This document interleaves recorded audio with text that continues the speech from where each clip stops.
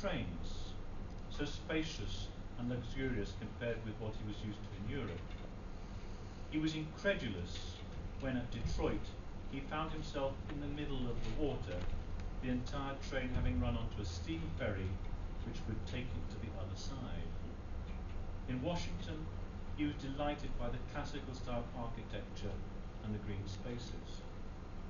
As a patriot, he greatly appreciated Americans' recognition of the role France had played in the War of Independence. In New York, Saint-Saëns admired the natural beauty of the Hudson River, but also the strength and vitality of the bridges and buildings. Nature and human constructs are recurring and often contrasting aspects of his enthusiasm. As he remarked, certain architects dream of making New York an artistic city. Their dream will be realized. They are lavishly profuse with the finest marbles and the costliest wood. At night, when the windows are illuminated to an incredible height and the electric lights are shining all around, the sight is wonderfully fantastic. I may also mention that New York possesses a large and admirable park in which grey squirrels will come right up to your side and beg for nuts. And contrary to the busy and excited crowds he had been led to expect, he found that things were much calmer and the people a delight. As regards the inhabitants, I did not find them as they had been depicted to me.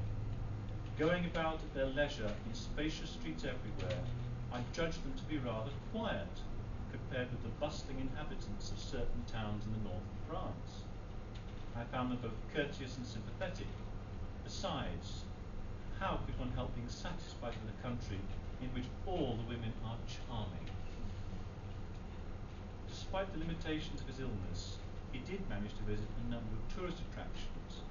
He spoke very positively of the museums, especially the Natural History Museum and the Art Museum, where the several rooms given over to musical instruments made a strong impression, as did the collection of 19th century French paintings.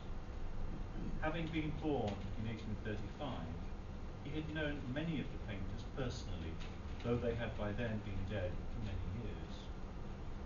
The zoo, on the other hand, left Saint-Saëns feeling infuriated. He was an ardent defender of animal rights, a rarity in those days, and he could not bear to see the carnivores cooped up in small cages just because they are supposedly ferocious